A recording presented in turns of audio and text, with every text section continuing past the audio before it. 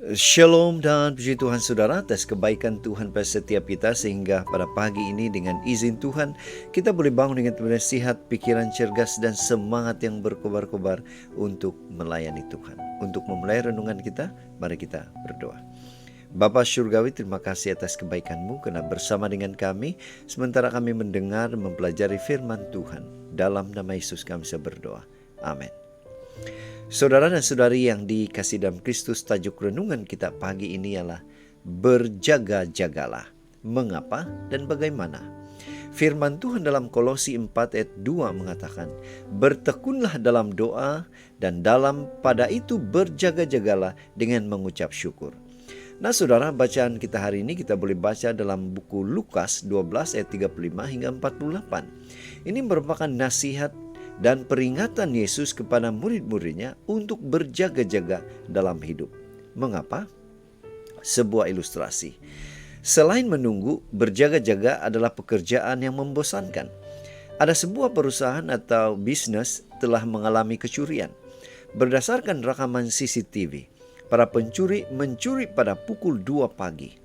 Meskipun ada beberapa pengawal keselamatan, mereka dengan bebas mencuri barang berharga karena semua pengawal keselamatan sedang tidur. Sebelum bertindak, pencuri-pencuri itu sudah melakukan pengamatan sehingga tahu bila para pengawal keselamatan itu berkawal dan bila mereka tidur. Saudara, dari firman Tuhan, Kristus mahu kita selalu berjaga-jaga. Merasa aman membuat seseorang tidak berjaga-jaga. Akibatnya, orang itu menjadi lemah imannya dan akhirnya menjadi suam-suam secara rohani. Berjaga-jaga adalah tindakan menunggu atau menjaga sesuatu yang berharga. Nah, apa yang kita tunggu sebagai orang percaya? Kedatangan Yesus Kristus yang kedua kali, yang kita tidak tahu waktunya. Kita adalah hamba yang baik jika setia mengerjakan segala perintah Yesus. Kita bertindak seperti hamba yang selalu berjaga menunggu tuannya datang dari pesta perkawinan.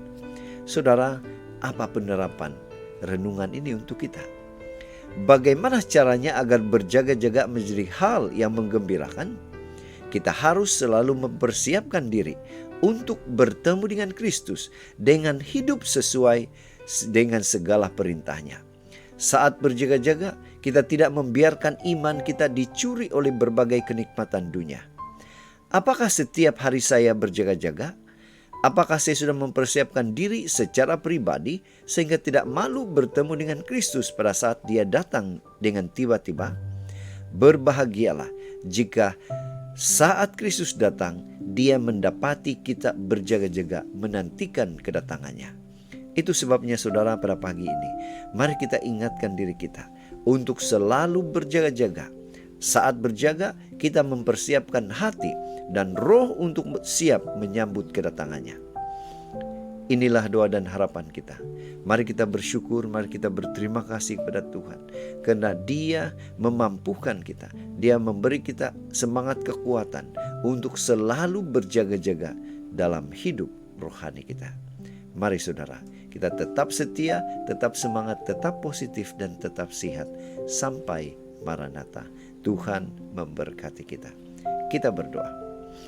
Bapa di surga, terima kasih atas kebaikan-Mu karena memampukan kami untuk berjaga-jaga dalam hidup sementara menantikan kedatangan Tuhan. Dalam nama Yesus kami berdoa. Amin.